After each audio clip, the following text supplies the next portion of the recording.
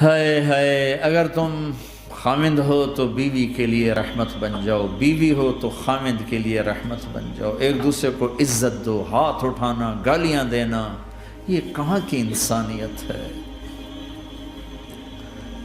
پھر ہمارا معاشرہ جوائنٹ فیملی سسٹم ہے، ساس ہو کر سسر ہو کر بچے اور بچی کی زندگی میں اتنا داخل ہو جانا کہ ان کی زندگی کو برباد کر دینا، یہ میرے پورے معاشرے کا ایک سلگتا ہوا، ایک جلتا ہوا، ایک دکھ دیتا ہوا، یہ ایک اتنا بڑا روگ ہے کہ میں کتنے ہی آنسو بہاؤں تو میں اس غم کا حق نہیں ادا کر سکتا جو ہر گھر میں لڑائی ہے۔ ساس اور سسر کا بے جا دخل بچی کی زندگی میں، اس نے گھروں کو آگ لگا دی ہے۔ ہمارے پڑوسی ذمہ دار ہیں، ان پڑھ ہیں بڑے ذمہ دار، تعلیم اتنی نہیں ہے، تو ان کے ایک بچے کا میں نکاح پڑھانے گیا تو ان کے والد بیٹھے تھے نکاح سے پہلے، ایسے ہی تو مجھ سے کہنے لگے مولانا صاحب میری بیوی نے مجھ سے کہا کہ دیکھو ہم دونوں عمر گزار چکے ہیں، تو ایسا کرو اپنے بیٹے کا گھر الگ بناؤ اور اس کی بیگم کو وہاں لے کر آؤ، اگر یہاں لے کر آؤ گے تو ہم دونوں کہیں ان کی زندگی خراب نہ کر بیٹھیں اور ان کی زندگی میں دخل دے دے کر کہیں ان کی زندگی کو تنگ نہ کر دیں، میرے بیٹے کا الگ گھر بنا، وہاں اس کی بیگم لوگ کے لے کر آ تاکہ ہم ان کی زندگی میں داخل نہ ہو سکیں۔ میں حیران ہو کر ان کو دیکھ رہا کہ ان پڑھ باپ، ان پڑھ ماں، اور اتنی اعلیٰ درجے کی بات۔ اب ہر آدمی میں یہ سکت نہیں کہ اپنے بیٹے کے لیے الگ گھر بنائے، یہ تو ہمت ہے کہ ان میں دخل دینا چھوڑ دے، کہ خامند سے زیادہ خامند کے ماں باپ اس کی بیوی پہ حق جتا رہے ہوں، یہ میرے نبی کی معاشرت نہیں ہے۔ میں دکھ سے کہہ رہا ہوں، آپ محسوس نہ فرمائیں، کوئی عورت ساس ہے تو محسوس نہ کرے، کوئی سسر بیٹھے محسوس نہ کریں، میں درد بھری فریاد کہہ رہا ہوں، یہ میرے معاشرے کا سلگتا ہوا ایک مسئلہ ہے، ایک گہرا داغ ہے جس نے زندگیوں کو تباہ و برباد کر کے رکھ دیا ہے۔ کہیں اس کو الٹ بھی ہوتا ہے کہ آنے والی لڑکی ایسی بدتمیزی کرتی ہے کہ اس کے خامند کے ماں باپ کو بے عزت کر کے رکھ دیتی، رشتہ داروں سے توڑ کے رکھ دیتی ہے، یہ کیسز بھی ہیں لیکن یہ تھوڑے ہیں، یہ دوسرے والے زیادہ ہیں۔ میں اپنے نبی کی معاشرت بتانا چاہتا ہوں کہ میرے نبی کی زندگی میں محبت کے سوا کچھ نہ تھا، کل کائنات کے نبی ہیں۔ اور حضرت عائشہ سے کہہ رہے عائشہ دوڑ لگائیں، عائشہ دوڑ لگائیں، کوئی یہاں کہہ سکتا ہے، کوئی مولانا کہہ سکتا ہے بیوی سے آؤ بیگم دوڑ، تمہارے کو گھر ہی نکل تسی دوڑنا کتنے، چلو پوڑیاں چڑھ دے رہا کرو، پوڑیاں چڑھو ہیں۔ عائشہ دوڑ لگائیں، کون کہہ رہے ہیں؟ دو جہان کے سردار عائشہ دوڑ لگائیں، تمہاری تو بزرگی فوت ہو جائے۔ تو آپ نے صحابہ سے کہا، ایک سفر سے واپس آ رہے، جاؤ بھائی سب آگے چلے جاؤ، وہ سارے آگے چلے گئے، جب وہ نظروں سے غائب ہو گئے، عائشہ آؤ دوڑ لگائیں، دونوں نے دوڑ لگائی۔ حضرت عائشہ فرماتی میں آگے نکل گئی، کچھ سال گزر گئے تو میں ذرا موٹی ہو گئی، تو ایک سفر سے واپس آ رہے تھے، آپ نے کہا صحابہ سے چلو بھائی آگے، سارے صحابہ آگے چل کے غائب ہو گئے، کوئی نظر نہیں آ رہا، تو پھر آپ نے کہا عائشہ دوڑ لگائیں، میں کہا لگائیں، کہا ہم نے لگائی تو میں ذرا موٹی ہو گئی تھی، تو نبی آگے نکل گئے، تو پھر آپ نے فرمایا ہذہ بتلک، عائشہ آج میں نے اپنا بدلہ لے لیا، اس وقت تم جیت گئی تھی، آج میں جیت گیا۔ پڑھو اللہ کے واسطے کہ آپ نے گھر کیسے چلائے، کھانے کو کچھ نہیں اور بیویاں خوش ہیں، سلوک تھا نا، کھانے کو کچھ نہیں ہے، 2 مہینے چولہا نہیں جلتا ہے، لیکن بیویوں کو ایسی محبت تھی کہ وہ قربان ہوتی جا رہی، اور یہاں سب کچھ دے کر گھروں میں آگ ہے، اس لیے کہ بول ٹھیک نہیں، نہ خامد کا بول ٹھیک ہے نہ بیوی کا بول ٹھیک ہے، اور عام طور پر زیادتی چونکہ مردوں کی طرف سے ہوتی، کبھی عورتوں کی طرف سے بھی ہوتی، میں تو دونوں کے لیے بات کر رہا ہوں۔ اس زبان کو میٹھا کرنا سیکھ لو، اگر اپنے گھروں کو چین سے سکھ سے بھرنا چاہتے ہو تو چیزوں سے نہیں آئے گا، تمہارے سلوک سے، بیہیویئر سے آئے گا۔ اپنے سلوک اچھے کرو، اپنے رویے اچھے کرو.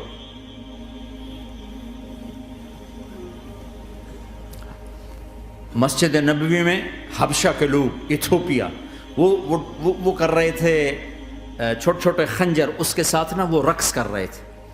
تو حضرت عائشہ کے کان میں آواز پڑے کہ یا رسول اللہ میں نے دیکھنا ہے. تو کوئی ہمارے ایسا ہوتا کہتا تو لایا نہیں کرتی، فضول کام دیکھتی. تو نبی کی بیوی کو چل بیٹھ قرآن پڑھ، چل مصلی پہ بیٹھ جا، چل تسبیح پڑھ. تجھے خیال کیسے آیا؟ دنیا میں دین مٹ رہا ہے، تمہیں خیال کیسے آیا کہ تو تماشا دیکھتی ہے؟ آپ نے کہا آؤ دیکھتے ہیں. خود آپ دروازے میں کھڑے ہو گئے اور عائشہ کو پیچھے کھڑا کر لیا. تو عائشہ رضی اللہ فرماتی میں آپ کے پردے میں کھڑی ہو کر میں دیکھتی رہی یہاں تک کہ آپ تھک گئے. ہمارے نبی تھک گئے، اور تھک کے نا کبھی یوں ہو جاتے، یوں ہو جاتے، ایک پاؤں کا سارا پھر کہنے لگے عائشہ بس نہ کریں. میں نے کہا نہیں ابھی میرا دل نہیں بھرا. کہا اچھا ٹھیک ہے. پھر کبھی یوں ہو رہے ہیں، کبھی یوں ہو رہے ہیں، کبھی یوں ہو رہے ہیں، کبھی یوں ہو رہے ہیں. حضرت عائشہ کہتے ہیں جب میں نے کہا بس پھر آؤ واپس آ. یہ میرے نبی کی زندگی ہے. تم لان تان سے زندگی بنانا چاہتے، ساس سسر بہو پر بیٹے سے بھی زیادہ حق جتانا چاہتے. یہ عام معاشرے کی بات بتا رہا ہوں کہ بہت تباہی ہے. میں تو مسائل سن میں نے تو اب اس دفعہ یہ ارادہ ہے کہ اب میں فون چھوڑ دوں گا، نہیں رکھوں گا، کہ میرے اندر ہمت ہی نہیں رہی کہ میں گھروں کے مسائل، میرا کلیجہ پھٹنے کو ہو. ایسے ظلم ہیں. ہمارا سسرالی معاشرہ بڑا ظالم ہے، بڑا ظالم. 99% ظلم ہے.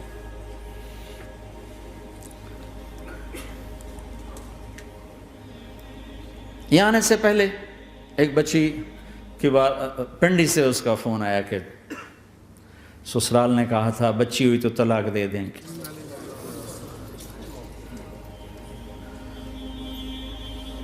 بچی ہو گئی. میں نے ہاتھ جوڑے، پاؤں پکڑے، میرا کیا قصور ہے؟ اللہ کی تقدیر ہے. طلاق دے دی، نکال دیا گھر سے.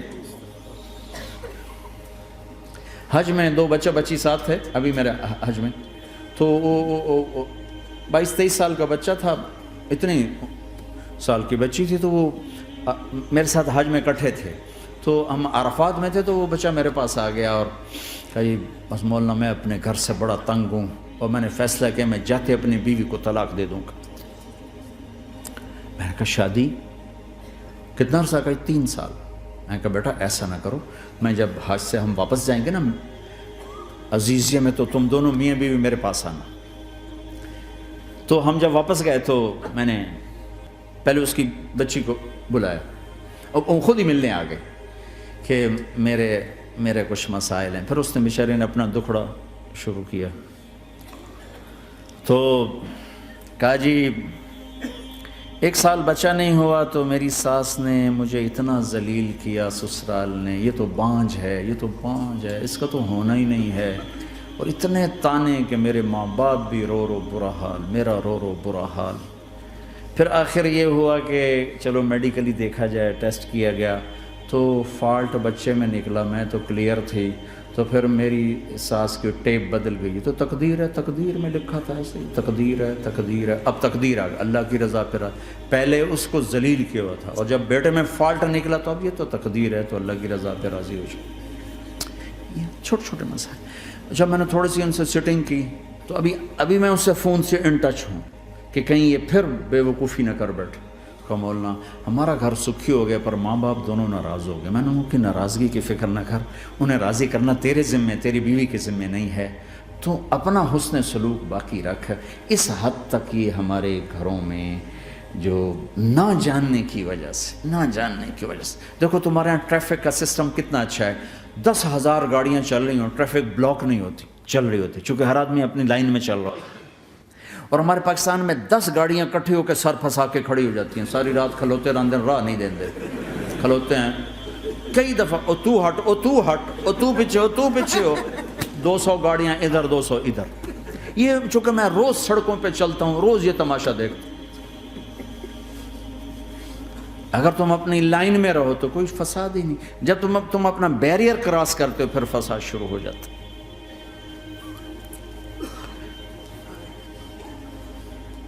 تو بھائیو اپنے نبی کی زندگی سیکھو. ایک سارا کام، چھوٹا سا کام، زبان. غیبت چھوڑ دو، جھوٹ چھوڑ دو، گالی چھوڑ دو، تانا چھوڑ دو، طنز چھوڑ دو، برا بھلا کہنا چھوڑ دو، بلکہ حوصلہ افزائی کرو، تعریف کرو. ایک ہماری دھوبن تھی ماسی شریفہ، مرحوم 85 میں فوت ہوئی، سن 85، بہت لڑاکی تھی. تو وہ آگے ایک دن میری بہن کے پاس کہنے لگی بی بی میری یہ نوہ میرے نال بڑا لڑتی آپ تھی، میں نے کوئی تویز دے ساری میری یہ نوکر بن رہا. تو وہ میری بہن نے ایسے نا ایک کاغذ پر نا وہ کوئی لکیریں لگا کے تو ایسے بالکل رول کر کے کہا کہ ماسی شریفہ جب تیری لڑائی شروع ہو نا تو نے یہ تعویذ یہاں رکھنا ہے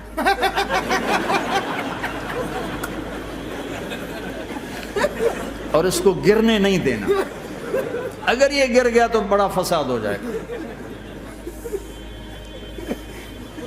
اب کیا چکر تھا، چپ کرانا تھا اس کو، لڑائی تو ساری اس کی تھی. ہفتے کے بعد وہ آگے بی بی تو تا ایسا تویت دیتا ہے ساری لڑائی مک گئی. کیوں؟ جو ماسی شریفہ آپ چپ ہو گئی.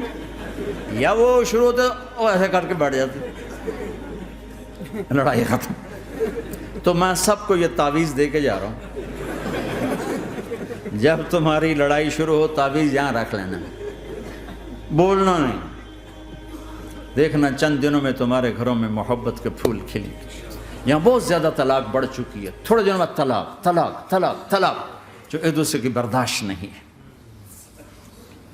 یہ میرے نبی کی زندگی ہے. برداشت کرو.